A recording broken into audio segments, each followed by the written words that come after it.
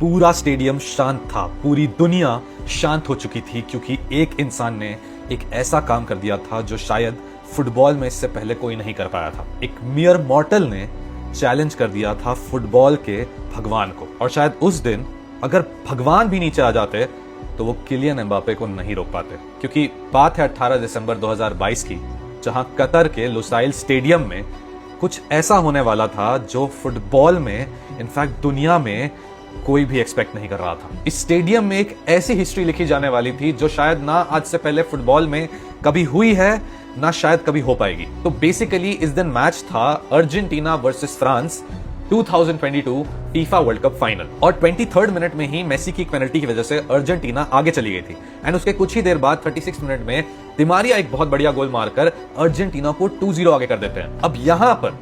दुनिया सोच चुकी थी कि फ्रांस हार चुकी है, मेसी अपना वर्ल्ड कप उठा रहा है, लेकिन एक इंसान था जिसने 4 साल पहले इसी स्टेज पर अपने आप को पूरी तरीके से प्रूव कर दिया था कि वो ये कर सकता है, एंड शायद वही एक इंसान था जो आज वो कर सकता था जो उसने उस दिन किया। किलियन एम्बापे ने 80th मिनट पर एक पेनल्टी मारी, एंड सिर्फ पेनल्टी नहीं मारी,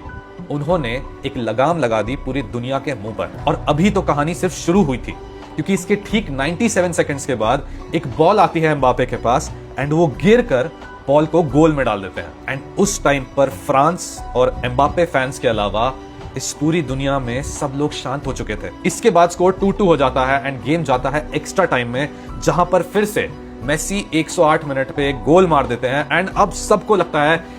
कि अर्जेंटीना वर्ल्ड कप जीत गई है। लेकिन वो कहते हैं ना कि एक इंसान अगर अपनी पूरी शिद्दत से चाह ले कि वो एक जगह पे परफॉर्म करेगा या उस जगह पहुंचेगा जहां उसे पहुंचना है, तो उसको कोई भी नहीं रोक सकता। एंड इसीलिए जब 118वें मिनट पर पेनल्टी मिलती है फ्रांस को, तो एम्बापे उसको कन्वर्ट कर देते हैं एंड ले जाते हैं इस गेम को पेनल्टीज पे। अब हालांकि अर्जेंटीना 4-2 पेनल्टीज पे वो वर्ल्ड कप जीत जाती है, लेकिन उस दिन पूरी दुनिया ने देखा था कि कैसे एक मियर मॉर्टल चैलेंज कर रहा था फुटबॉल के भगवान को। और यहां पर मैं ये कहना चाहूंगा कि अगर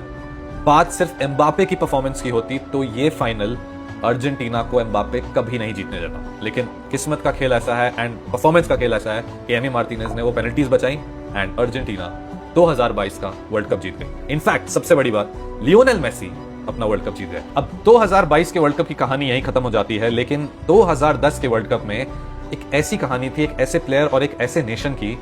जो शायद फिर से कभी भी फुटबॉल में रिपीट नहीं हो सकती, क्योंकि उस प्लेयर ने इस पूरी दुनिया को दिखा दिया था कि अगर कोई चाह ले तो वो अपनी कंट्री के लिए कुछ भी कर सकता है।